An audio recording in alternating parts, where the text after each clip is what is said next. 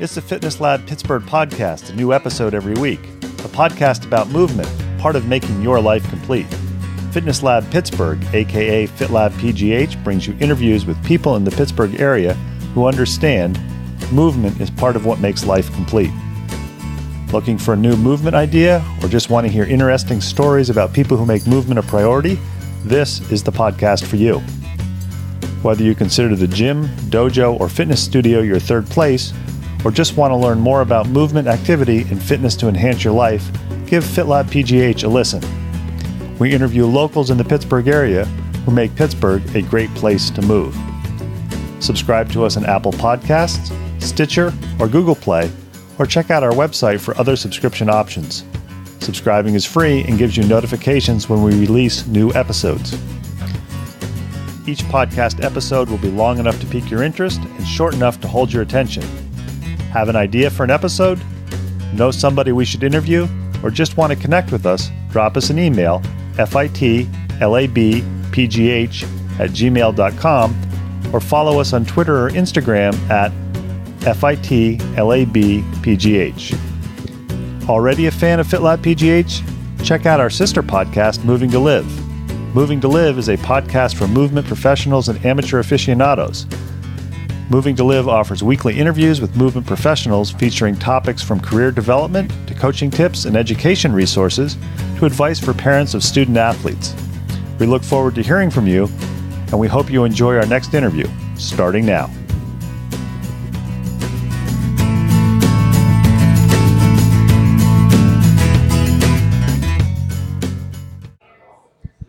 FitLabPGH back with another podcast. This time we are at Steel Valley Roasters. For another time, we are interviewing somebody that we last interviewed and released the interview on March 19th, 2017. I think she was one of our first 5 or 6 interviews. She was quite interesting, and what we like about Lynn is we like to see the pictures that she posts on social media, so we stalk people on social media, and you can just tell by the pictures that she posts on social media and the pithy comments that go along with the pictures that she's somebody who, whether or not she was getting paid for it, would actually make movement a priority. I know when it was winter, one of the things she was posting is she couldn't wait for the weather to be warm enough where she could actually start walking outside. So we are interviewing for the second time Lynn Rescigno. I would say Lynn is one of those people that if I was going to take a yoga class again, and I don't say this lightly, hers would be one of the ones that I would take. I know she does a variety of teaching throughout the city. She does a little bit of Pilates teaching. I have had the opportunity to take a class with her involving, I believe they were called yoga balls. Yeah, yoga tune-up ball rolling. Ball rolling by Jill Miller. Yep. So we are happy to have Lynn back to talk a little bit about yoga, what she's doing differently, and especially the teacher training for yoga that's coming up. If I was going to do a teacher training, I'm not going to do one, Lynn, but if it was, and I was going to do it in the Pittsburgh area, you would be my number one choice. So thanks for talking to FitLabPGH again. Thank you. Thank you. So you are an extensive poster on social media, and you are a yoga person, and I know from the various pictures that you post that you are literally all over the city. So if you see somebody and you happen to be wearing your Lynn Rescigno signature studio wear and somebody says, what do you do? What's your 15-second or 30-second spiel on Lynn Rescigno and what she does professionally? I guess basically you can describe me as a classical yoga teacher. I'm a classical Pilates teacher, maybe even a fitness trainer. That's pretty much in a nutshell. Nothing more than that. I'm not going to make up some fancy terms. Yoga facilitator. No, not that. So classical yoga, as we talked about the last time, is based on work that happened in India by gurus that people right now want to criticize and decide that their work is not that valid, and that themselves, what they're doing is way more valid, way more yogic. So everybody wants to be special. Is that an accurate way of putting it? Pretty much, yeah, pretty much. And I know one of the things that, as somebody who has taken some Pilates training in the past and has held certifications in the past, one of the things is people say, well, there's classical Pilates and there's more contemporary Pilates, and some of the people say, well, you only do it this way because this is the way that Joe did it, and if you do it any other way, you're a bad person. That's kind of the extreme. Is it with classical yoga, somebody who's a classical yoga teacher such as you, it's like you have to stick with the classical things and that's all you do? Or is that kind of the base to start with and you always come back to that? If you could kind of clarify that a little bit more. It's the base to start with, but also because, I mean, you know this from your work.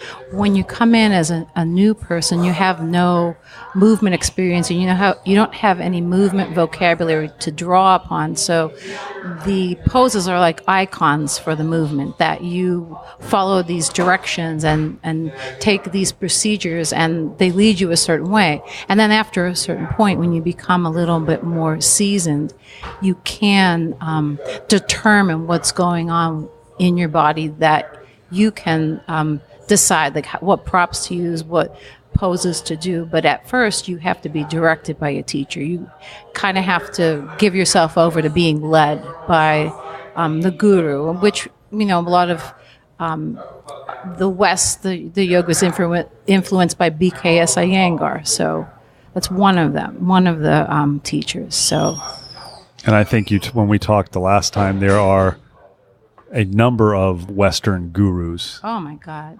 And I think if you could kind of explain, because I know there are pretty much two categories of people. There are people who are really deeply involved in the yoga world, and then there are other people who either want to become involved in yoga or they're movers in other ways. We were talking about runners, for et cetera, and they're thinking, well, maybe doing some sort of yoga would help me.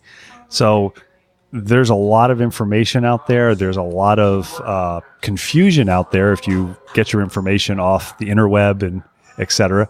And I think sometimes people just want to know, what do all these things mean? So when you refer to a yoga guru, can you kind of explain what that is?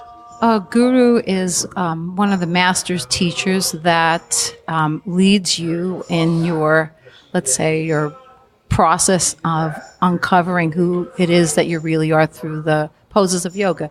But some of the people are self-proclaimed gurus, and they have all kinds of interesting ideas and directions of thinking, and they maybe made them up themselves. Like if I wanted to become a self-proclaimed guru, which I'm not, I teach all the classical ideas from other people. I just have worked with them for a long time, that I make them kind of my own. But I don't know. Anybody that is charismatic seems to be a guru nowadays. I know as somebody who teaches in higher education, it's kind of, that they have bachelor's degrees, master's degrees, and some sort of doctoral degree. And even though, unless they're extremely arrogant, nobody who has a PhD would say, I'm a guru or I'm an expert, but they would recognize that, or it's generally recognized, you would hope that somebody who has a PhD, at least in the book learning, has a greater level of knowledge than somebody who has a bachelor's. And you would hope that as they progress in their education, both as a teacher and a researcher, but also becoming educated themselves through conferences and reading, that they would expand their knowledge. But I know some of the more knowledgeable people, one of the stories I tell is one of my doctoral professors had a large grant from the NIH to study lactate. We took a lactate seminar, which is a substance that your body produces. And the material was pretty deep. And I remember one of the students saying, Dr. Gladden, could you please write the molecule of lactate, what it looks like chemically on the board, because I think that'll help me understand what we're talking about. And he got up there and he started to write it. And he goes, let's take a break because I need to go back and look at what the actual structure is because I don't remember. And I know at the time, nobody thought, wow, he doesn't know what he's talking about because he doesn't know what a lactate molecule is. Kind of like, oh, well, he's a pretty smart guy and he's saying, I don't know, I'm going to find out. So with the guru thing, you've pretty much said with yoga, and I know this is a lot in various other types of exercise, so a lot of self-proclaimed gurus. So somebody's looking for somebody who is an expert teacher. Maybe they have a yoga practice and they're saying, okay, I want to do more. I've only taken classes from Lynn. I want to expand my knowledge out and learn so someday I can know as much as Lynn. Where would the next step be to develop more? You mean after you learn something from a local teacher. Right. So, for example, you've got coming up in the fall, you've got a 200-hour vinyasa teacher training at BYS Yoga, and we'll talk a little bit more about that later. So, if I'm correct in my understanding, the 200 hours is the basic level of yoga training? For Yoga Alliance. For Yoga Alliance. So, Yoga Alliance, that's their standard. Before Yoga Alliance existed, I actually existed as a teacher, and things kind of took an interesting direction with all of these designations. There's a 200-hour, 500-hour, what have you. And what is Yoga Alliance for people who are listening and they just have no clue? It's basically a directory of teachers that there's a certain standard that they want you to follow. But it's a directory. It's nothing really more than a directory. Yoga Alliance, you pay dues there, but who knows where the dues actually goes. I mean, to paying that to staff Yoga Alliance itself. But before it existed, we didn't need Yoga Alliance. There was only certain people that wanted to be yoga teachers. So how long has it existed, ballpark figure? Since the 90s. I'm going to say 90s. Okay, so we'll say, just for lack, somewhere in 25, 30 years in there. Yeah, 97, 98. So we'll just say, for the purpose of the podcast, that you were doing yoga prior to that and you were knowledgeable. We know you weren't because you're much younger than that. Yeah. But before that, say, like, I graduated from college in 1990, and if I was going to do yoga, maybe I would have done it when I was a sophomore or junior in college. How would I have become trained as a yoga teacher? You would train under the guru directly. There was not many yoga teacher trainers. Like, say, in 93, I started Ashtanga in 1993, and the only places to go were like large cities to learn, like New York. There's a few master teachers that studied with Patabi Joyce, or you had to look around in the world and find people. It wasn't widely common to even practice yoga. It was like a weirdo thing to do, practice yoga. And only weirdos. At that people point, falling apart. Go ahead. At that point in time, with the definition of guru, if you went to somebody because they were so few, were they really a guru or really an expert in their particular brand of yoga? Typically, brand, I'm sure, is the wrong term. I would say it's just they were experts because no one knew anything. It was had a mystery around it. They were telling you, okay, these are the practices of yoga. Here's the text of yoga. And when you're talking texts, these are texts that are literally thousands of years old. Yeah. Yes. Right. Or no one knows even sometimes the time frame of the writing of the text. There's ballpark ideas of like the Patanjali Sutras or Hatha Yoga Pradipika. So that was in the olden times. And people loved the romanticism of the mystery of yoga at that time. So that was the olden times, and I can say that because I'm older than that was existing. And then at some point, like everything else, people think, we need to have a professional organization so that we can bring all the teachers under the umbrella and have certain sets of standards. Well, things started to grow, especially maybe, 2004, 2005. Yoga started to take off in this country, and everybody was doing yoga, not just people like alternative lifestyle people. And you said you started in 93. Why do you think there was the big explosion of interest in the early 2000s? I don't know. It looked really sexy. Like pictures in Yoga Journal are getting really very popular and sexy. People thought, if I can look like that, or if I did yoga, I would look like that. I'm gonna do that. That's what's gonna happen. So it became very popular, and then would it be correct to say all of a sudden there got to be more and more gurus?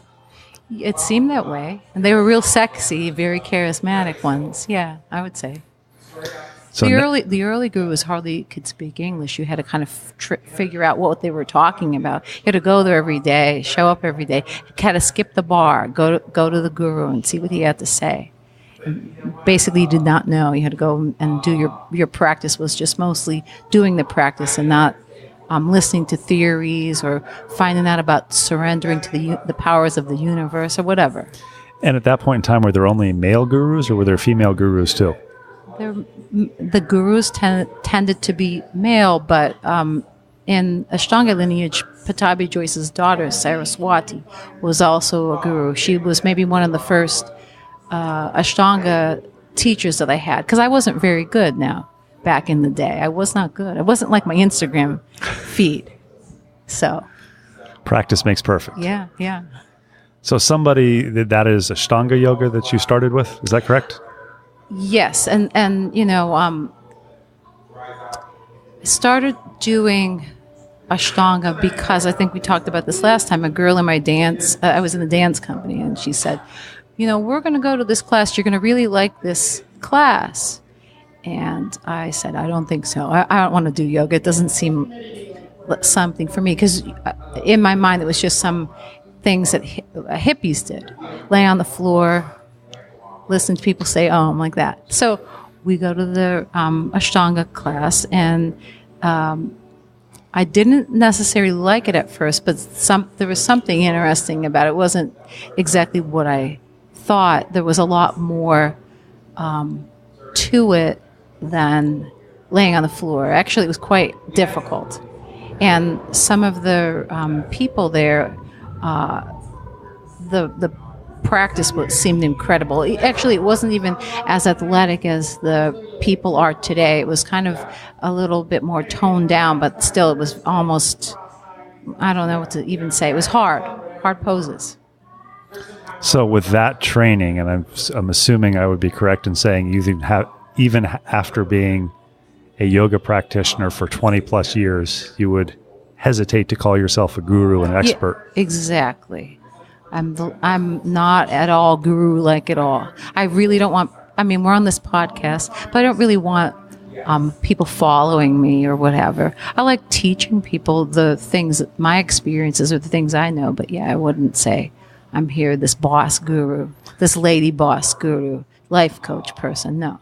So I'm kind of curious, with your experience with Ashtanga for 20 plus years, if you had the opportunity to go to India and study under, here's that word again, I guess it's a bad word because it's poorly defined, but under an Indian guru, if you had the opportunity to go, would your practice be at the level where you could go there and do the things, or would they look at you and basically say, no, go away, you're not good enough to do this? No, I would be able to be in the practice, because I studied only those lineages. So they would be like, oh yeah, your teachers were XYZ people.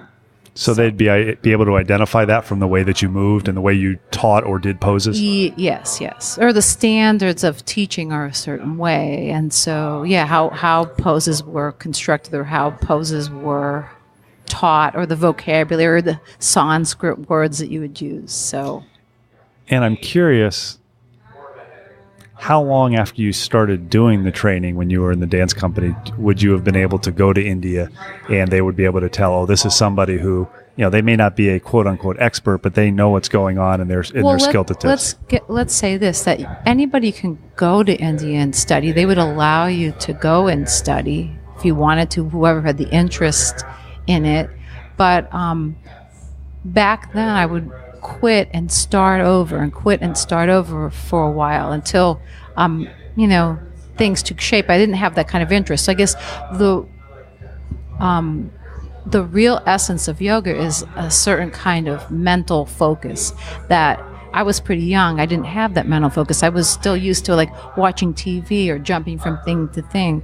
But that's the real gift of yoga, is the way that you are able to focus your attention or your mind. We interviewed a few months back the youth rowing coach of rowing in Pittsburgh, and he talked about something called the perfect stroke, which I just kept fixating on because it interested me. What interests me with yoga is the way that you're defining or describing the training for somebody. It's a lifetime process. So I guess to put it in a slightly different term, for somebody like me who's reasonably intelligent, has a reasonable level of knowledge of my body due to my education, if I took your 200-hour yoga training class, what's my level of skill as a teacher when I get out of there? Because you have a lot of movement education, your skill level might be a lot higher than someone just showing up for the training after a year of practice and no level of interaction with being a teacher. So like everybody's going to be in a different place. Just like anything, like all the people that are teachers now that have a 200-hour training will be all in different places with their skill level and their teaching. Then for somebody who's listening to this who is not a yoga practitioner and saying, I think I might want to add yoga in, I like the idea of some mental focus behind it. I like the idea of doing some poses or doing some things that take me out of my movement comfort or make me move because I sit in a desk. How do you find a good yoga teacher? Somebody who's going to not get you hurt. So I understand that each person's going to have a different type of teacher that they're attracted to. Like if I was going to take a yoga class, as I said, I'd want to take it with you because in a good way, you are sarcastic and I like that. And you don't take yourself too seriously. And I think that's excellent. But for somebody who's looking at, okay, I want to make sure, because I know you see articles periodically in various publications nationally, also this many people who take yoga get hurt. Well, you could say the same thing for running or any other sport. But for somebody who's looking at that either for themselves or maybe for their mother or their father or their sister, saying, how do I find a yoga instructor that's safe? Do you have any suggestions or ideas of what they look for? Well, I guess like you would have to look first at the descriptions of the styles of yoga.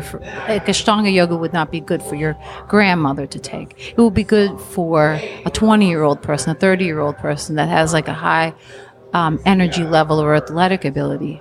But you would look at the styles of yoga. And just to kind of break in there, could there be like 3 or 4 major styles of yoga that you could just briefly describe what each of them is, starting with Ashtanga, so people who are listening? Ashtanga yoga is a classical yoga practice, and it was popularized by Pattabhi Jois, and it's based on 6 series of yoga that a lot of the poses are based on Surya Namaskar, a lot of standing poses, and there's some poses that in the series that are quite hard or that you'd have to practice years to do. You can't just walk off the street and do that. So that would not be a good style of yoga for a person that has a lot of injuries. So that should be for somebody who's quite physically fit and is looking for another activity. A youngish person that needs mental focus, basically. And there's Iyengar yoga that is the practice by BKS Iyengar that uses a lot of props. There's infinite skill levels, infinite kinds of applications. So that would pretty much be good for just about anybody. People that are injured, it's fine. Older people, it's fine. Younger people. So it has a wide application, but people don't enjoy Iyengar yoga because they need a lot of patience to learn how to set up the props. So I guess the essence of real yoga study is you want to go there and to direct your attention on these practices. You don't just want to go there for a workout necessarily. And then the last one, let's just say this briefly, like vinyasa yoga is fairly popular, but that's, the definition is pretty broad. You can walk off the street and do it. It could be for anybody. It's not good for a person that's injured. It's not good for an older person. It's good for a younger person. So people do it everywhere. Like there's beer yoga. It's vinyasa, beer, drinking yoga, whatever. Can do a lot of things with it, but it's not a practice for an injured person or someone that wants to learn some of the more, let's say, holistic applications of the poses. I have a follow-up for that in just a second, but I'd like more clarification in your opinion as an experienced yoga teacher or somebody I respect as a yoga teacher. What about hot yoga? What is the benefit or why is there so much hot yoga? And I'm asking this as somebody who has lived in Florida and lived in Alabama and the idea of going into a 105-degree room, having spent summers where it was 105 to 110 degrees, I'm like, yeah, this isn't for me. But why is there so much hot yoga out there? I'm not a hot yoga practitioner, so I've taken like one Bikram yoga class in my life. I think people are attracted to it because it seems like it's a way, here's a catchword in America, to lose a lot of weight, but it's not true. Other things about it, you can get a lot of injuries with hot yoga. You're overstretching, you're in a hot room, you can become dehydrated. is not appealing to me either. The appeal, again, is it's a sexy practice. You have hardly any clothes on. Because if you have too many clothes on, you're going to overheat. You're right. You will. You get to drink water in the class. That's another way to make money. It's like for the studio. Hey, you got to buy this $2 bottle of water to take this class. So I'm not a hot yoga practitioner, as you can see, but... So it sounds like, and this is one of the... You'd have to interview a Bikram teacher and see what they have to say about why people like it. Because actually, I think there's equal amounts of people that don't like it. It's like America. It's like Trump's America. We're divided. People that are on the right, people on the left. Yoga's like the two, hot yoga and not hot yoga. It's people fight about it all the time. We could fight about it now if you want. I wouldn't really fight about it. It sounds like from what you're saying with yoga, and this is one of the reasons I wanted to have you on again, is that if somebody's looking for a workout or another thing to add kind of into their exercise routine, that isn't really what the true practice of yoga is intended for. You get the movement benefits from it, but part of it is learning to concentrate or disassociate from everyday life through the yoga practice. Is that correct? Well, yes, but actually there's two things I could say about this. Some people, depending on their life and their background, do need yoga for exercise and movement. There are people that are very, they don't do movement. They're not inclined to movement. They're sitting around. That person needs movement. But most of the people in the world, or ones that I encounter that are in your average yoga class, do need to come to a class to improve their mental concentration. That's one of the things. And they have other things. They're going to say a lot of things to me. They have back problems. They have various other things from doing some type of physical practice, other like running or whatever. But if to get all of the benefits, they have to look at getting both physical benefits and the mental concentration or focus. Yeah, that kind of happens as a byproduct. Like it sneaks in as a byproduct, and you get that from all the attention paid to certain processes that you're doing, certain practices like pranayama. To get to doing pranayama or breathing practices, you have to do the asana practice so your mind moves from like this crazy frenetic level to a little bit more subtle level where you can concentrate on what the breath feels like in the body. So people have no idea what's going on with the breath in their body unless they undergo some physical training that connects their breath to the body, like a swimmer or even running might do that. You guys know, you guys are into that stuff. Walking in the woods with your dogs or whatever. I know that we've had the good fortune to interview Don Drolet twice, who does Tai Chi, Qigong, and meditation. And I always enjoy talking to Don because I'm not going to go into a room and meditate because I'll go stark raving mad, just for me personally. But I go in the woods with my dogs, as you mentioned. And from talking to Don, he said, well, that's your form of meditation that works for you. Yeah. For somebody with a yoga practice, if they go in saying, okay, there is the physical component, but there is the mental component, is the mental component, could that serve as a form of meditation or calming thought for the person? Yeah, it's a doorway into that. When I do a practice, one of my moments, I guess, that I know that I'm actually in my practice is that I don't really have any other things going on in my head. There's nothing going on in my mind. Actually, that's a big joke. What's in the mind of a yogi? And the answer would be absolutely nothing. So you get to the place where it's clear there. Maybe it's not nothing, but you're not arguing with yourself. You're not doing a grocery list of things in your head. So would it be correct to say when you're doing it, you may have thoughts that come into your head, not because you're trying to, but you're just engaged in your practice and suddenly something comes into your head? Probably, yeah. Like a cloud passing through the sky. Yeah, so your mind is like the sky and, a cloud goes by and it goes away. That's pretty much meditation. That's pretty much yoga, too.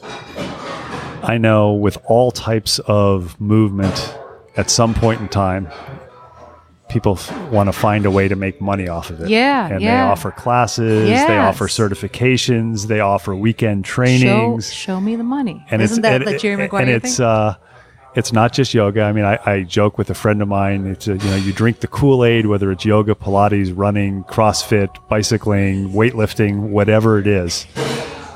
For somebody who has absolutely no background in yoga, can they learn yoga either from the interweb or something or how much training would it take before they can have a regular yoga practice that they could do in the privacy of their own home? I mean, I used to say that you couldn't learn something from the interweb, but nowadays, like, all kinds of people are on the interweb, even people with good information, but there's a lot of bad information still. So, I mean, especially if you're not in tune with your body, you do need a teacher to help guide you in person. So someone that, even though I've learned actually through friends early on, because there's no yoga teachers, how to do yoga. So there's so many people that that know so many interesting things, but you had no idea you're about, right? So some of your friends in your neighborhood can tell you a lot of things about yoga, rather than paying like big bucks to go to some like yoga festival, Wanderlust Yoga Festival. But I mean, is that the answer that you're looking for? But I'm not really looking for a specific answer. I'm looking for getting some information from somebody who has a fair amount of knowledge. The interwebs might have some, yeah, sure, but there also is like crazy information too on the interwebs. Possibly the interweb could be a good starting point to find out which style of yoga might be best for you. Yeah, by looking at things. Like, people used to show up at Ashtanga all the time, and I'm like, well, these other practices will be way better for you. It's like, you're welcome to stay and do this particular thing, and I'll help you to the degree that you need to be helped. But this might not be something that is going to work for the issue that you have. So you might have to look around at some other things. Isn't it like anything? It's like you kind of have to figure everybody is an individual, and so as individuals we all need something different. Everything's not going to be a one size fits all, but people that do drink these yoga Kool-Aids think it is. They think that this is the only thing, this fucking hot yoga thing is the only thing. Or fill in other type of yoga. Yeah. Anything. It's drinking of the Kool-Aid. Yeah. So it sounds like for somebody who is seeking out a yoga practice, the hard part may not be the rest of the life trying to become an expert or very knowledgeable, but actually originally finding the right type for you and the right instructor to teach you the ropes, so to speak. Or the right instructor is that, hey, you're an individual and I'm going to give you some basic things because you don't have a lot of information. I'm going to give you like a framework that you can work from, and then pretty much you're going to have to sit in the room alone and figure this stuff out.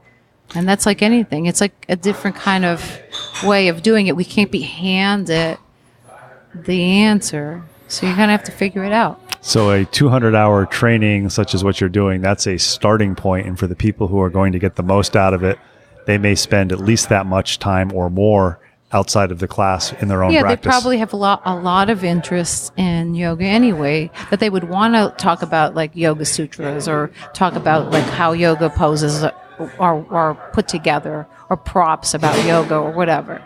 So you've got coming up this fall a 200-hour vinyasa teacher training that you're doing. Kind of talk about that. What does that entail? Somebody's listening to this, they're going, what do I need to do about this to find out if this is something that I want to do? So it's 200 hours. How does it work? Well, it's a 200-hour program, and it's based on classical poses. I've been teaching it a little bit more pose by pose, and then bringing the poses into the vinyasa sequences. But in the past, I kind of like, let's start with these vinyasa sequences, meaning the flow yoga. So I'm not starting off doing the flow yoga at first anymore, because things kind of evolved from there. But the work of Iyengar, the work of Pattabhi Jois, Jivamukti Yoga, we talk about yoga sutras, how to present that type of information to students in your class in a way that will be meaningful to them in a modern life. We do Sanskrit. We do a lot of work with how to set up things for therapeutic applications, poses for therapeutic applications. Pranayama, that's the breath work. So it is maybe a general overview of all of the 8 limbs of Patanjali's sutras. So including even meditation, but not samadhi. One of the final phases of the 8 limbs of Patanjali's yoga is samadhi, where you are one with all there is. We don't do that part. That takes a little more than 200 hours training? I don't know. That's just like, I think people in Homestead have already reached samadhi, some of them on the street, like that. So somebody finishes their 200-hour training. I think the important thing to emphasize with that is now they're ready to continue learning. They don't suddenly become an expert. Is that correct? I think you, as a person, we can only teach the things that we know. Like isn't that Martha Graham's quote too? It's like movement doesn't lie. Your movement shows you what you know. Like, can you do this? Can you show someone else in a simple way? So wherever you are, and whatever you've been practicing, you probably are qualified to show someone else, and in a safe way. And also, too, if you've explored it a little bit. So yoga teaching is not just teaching people just like you with your body type. Yoga teaching is like, okay, how do I apply this to this person and to that person and to whoever? Like, name a person. Like, we actually use different body types. I'll use celebrities, and it's like, what would Jonah Hill need to do? Like, we'll have a test, like, what would Jonah Hill need to do? What's his yoga poses? Like, he's a heavy-set young man. Like, what kind of poses would he do? What kind of poses would Nicole Kidman need to do? Like, we just could speculate. So based on body types, we're all going to need different things. But you, as the teacher, have your body and your experience, but everybody's going to have a different one. They have a different physical experience. So literally, the more time they spend practicing and teaching, the better their potential for being a better teacher. Yeah, I learned the most by when I was in New York, working with other people, other master teachers that knew a lot of things about yoga. I would see what they were doing with different body types and how they were applying things. So I learned more from actually going out and working than I did from maybe teachers' trainings. My practice, actually, I practiced for a lot of years before I was even a teacher, like a lot, many. We've had the good fortune to talk to Lynn Rescigno for a second time. She's given us probably an atypical view of yoga, but I think it is something that's much more realistic for people who want to have a good understanding of the vast varieties of types of yoga out there. And also, I think she and I think alike in the fact that there's really nothing that you're ever an expert in. There's always somebody who can teach you more. And if you go into an activity, yoga or any other activity, with the idea that, okay, I'm going to learn a little bit more, but there's always more that I can learn, and have that curiosity, you're probably going to have better results and enjoy it more. Lynn, I want to thank you for talking to FitLabPGH again, and thank you for trying to get us to drink the Kool-Aid. Yeah, thanks a lot.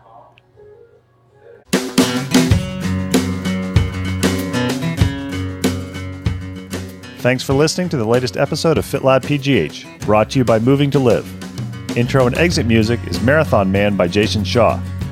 Check out the show notes for contact info for our latest guests, links to other information mentioned in the episode, and links to our sister podcast, Moving to Live. Moving to Live is a podcast about movement and exercise for professionals and amateur aficionados. Moving to Live offers topics from career development to coaching tips and education resources to advice for parents of student athletes. You can subscribe to us on Apple Podcasts, Stitcher, or Google Play, or check out our website for other subscription options. Your free subscription gets you notified when we release a new episode. Questions, comments, suggestions? Email us at fitlabpgh@gmail.com or follow us on Twitter and Instagram at fitlabpgh and like us on Facebook. If you enjoy our podcasts, please tell your friends about us and consider leaving us a review on Apple Podcasts. Make FitLabPGH a go-to place to learn more about movement in the Pittsburgh area. Until next time, keep on moving.